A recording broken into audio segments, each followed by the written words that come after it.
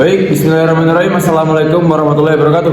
Mohon izin kami dari kelompok 4 kelas 12 MIPA 1 akan menerangkan tentang materi PKN yang berjudul sikap selektif terhadap pengaruh kemajuan ilmu pengetahuan dan teknologi atau IPTEK. Sebelum kami memulai materi, izinkan saya memperkenalkan diri terlebih dahulu. Nama saya Hikmal Nurabisma. Nama saya Ferdi Adrian Pratama. Nama saya Ferdian Prawira, yang akan menjadi pemandu kalian pada materi sikap selektif.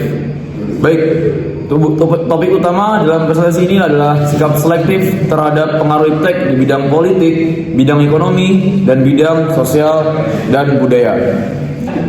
Sebelum memulai materi, marilah kita tilik terlebih dahulu apakah itu sikap selektif. Apakah penting sikap selektif tersebut dan bagaimana cara menerapkannya?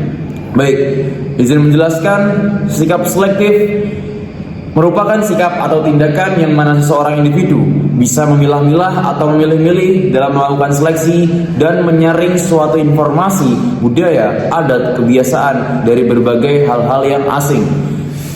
Ada artinya dan intinya ialah sikap selektif itu merupakan penyaring dan pemfiltrasi diri kita bagi budaya-budaya asing yang masuk di era globalisasi seperti saat ini. Dan seberapa penting sikap selektif itu? Sikap selektif menjadi begitu penting karena di dalam kemajuan ilmu pengetahuan dan teknologi, kita memerlukannya untuk terhindar dari hal-hal negatif yang bisa berdampak buruk bagi kita dan bagi negara. Dan yang terakhir ialah bagaimana cara menerapkannya, yaitu berpegang teguh terhadap ideologi dasar kita, yaitu Pancasila. Berpegang teguh terhadap nilai-nilai Pancasila dalam kehidupan sehari-hari dan menegakkan supremasi hukum pada nilai budaya dan norma yang berlaku di masyarakat dan menanamkan nilai etika dalam nilai agama di kehidupan sehari-hari. Yang pertama ialah pengaruh IPTEK di bidang politik. IPTEK adalah salah satu bidang yang berkembang pesat melalui bidang politik. Berkat kemajuan ilmu pengetahuan dan teknologi, komunikasi politik yang baru dilakukan, media sosial dan internet memperlancar proses politik tersebut. Terdapat beberapa hal yang harus dijadikan panduan bangsa Indonesia ketika mengikuti kemajuan IPTEK di dalam bidang politik, yakni demokrasi, kebebasan, keterbukaan, dan HAM atau hak asasi manusia. Pada segi aspek dampak, kita memiliki dua bidang, yaitu positif dan negatif, terhadap kemajuan IPTEK sendiri. Di bidang positif, dampaknya ialah satu, kebebasan kehidupan, yang mana dengan adanya IPTEK di bidang politik, kita bisa mendapatkan kebebasan hak asasi manusia, kebebasan pers, kebebasan berpendapat di kalangan umum. Dua, munculnya organisasi politik. Dengan kemajuan IPTEK di bidang politik, banyak organisasi-organisasi politik yang muncul secara legal ataupun resmi, yang tentu juga membawa dampak positif bagi kemajuan politik di negara Kesatuan Republik Indonesia. Tiga, pemerintahan yang demokratis. Seperti halnya kita tilik kepada masa pemerintahan yang dahulu-dahulu, seperti halnya kita lihat pada saat era sebelum reformasi yang masih kurangnya kemajuan ilmu dan pengetahuan dan teknologi di bidang politik, kita lihat masyarakat tidak terpuaskan oleh sistem pemerintahan yang mengacu pada tindakan-tindakan subversif dan anarkis. Dua, bidang politik dalam segi negatif. Satu, penyebaran isu hoax. Dalam kemajuan IPTEK, mestinya ada hal-hal yang tidak bisa kita kendalikan, seperti kemajuan internet dan media sosial yang menyebarkan berita-berita palsu atau berita-berita yang mengacu kepada provokasi dan lain-lain. Dua, terancamnya ideologi Pancasila. Majunya IPTEK di bidang politik juga melibatkan Pancasila sebagai dasar negara ya kita terancam tergantikan. Yang pada contohnya kita mengacu kepada kehidupan remaja pada saat ini yang terlalu bebas dan liberal sehingga ideologi kita terancam tergantikan. Tiga, memudahkan aksi radikalisme dan terorisme. Dengan adanya iptek, media sosial, internet, seperti YouTube beredar secara bebas.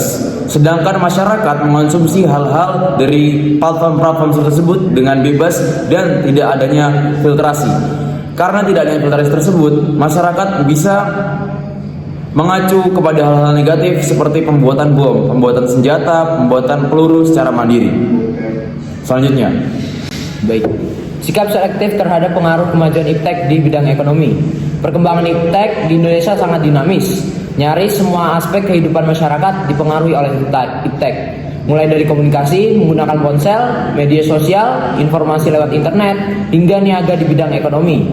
Beberapa tahun terakhir, aktivitas konsumsi masyarakat tumbuh pesat yang dilakukan melalui teknologi digital dan internet. Pembelian secara daring atau online, serta peralihan niaga menggunakan marketplace yang meningkat tajam. Bagaimana sih dampaknya? Dampak positif dan negatif dari kemajuan iptek di bidang ekonomi. Dampak positif yang kita dapat yaitu berkembangnya transaksi non tunai. Yang kedua, terbukanya lapangan pekerjaan baru untuk mengurangi pengangguran. Yang ketiga, mudahnya proses impor dan ekspor yang menambah devisa negara.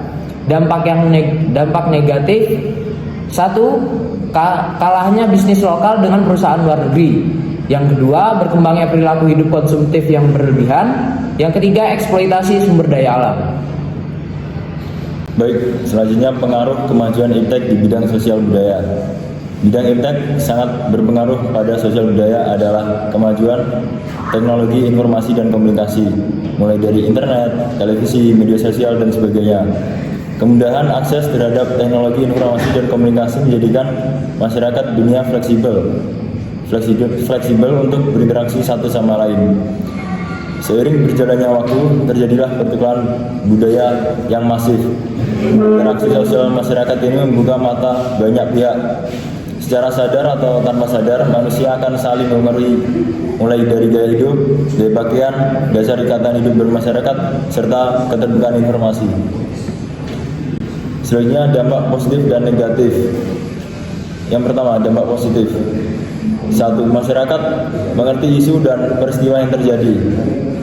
Dua, mempermudah mempelajari dan bertukar kebudayaan dengan orang asing. Yang ketiga, meningkatnya daya saing sumber daya manusia Indonesia di skala global. Selanjutnya, dampak negatif. Yang pertama, menimbulkan kesenjangan sosial. Yang kedua, hilangnya budaya asli Indonesia akibat pengaruh budaya asing. Tiga, rentan terhadap kejahatan guna cyber. Sikap selektif yang perlu diterapkan, yaitu tak jarang kearifan lokal masyarakat tergadaikan. Kebiasaan-kebiasaan lama dianggap ketinggalan zaman. Maka dari itu, sikap selektif yang perlu kita kembangkan adalah mempelajari budaya daerah. Contohnya, mempelajari tradisi dan kesenian daerah untuk menambah wawasan budaya asli. Hal ini akan membuat kita semakin menghargai budaya sendiri. Dengan segala contoh dampak positif dan negatif di atas, kita harus sangat selektif dalam memilih budaya asing yang masuk ke Indonesia. Jangan sampai budaya asing tersebut mengikis kearifan lokal kita sendiri. Maka dari itu, sikap selektif sangat penting dalam kemajuan iptek yang begitu pesat ini, terutama di bidang sosial budaya. baik, sekian dari kami kelompok 4. Kurang lebihnya mohon dimaafkan. Wassalamualaikum warahmatullahi wabarakatuh.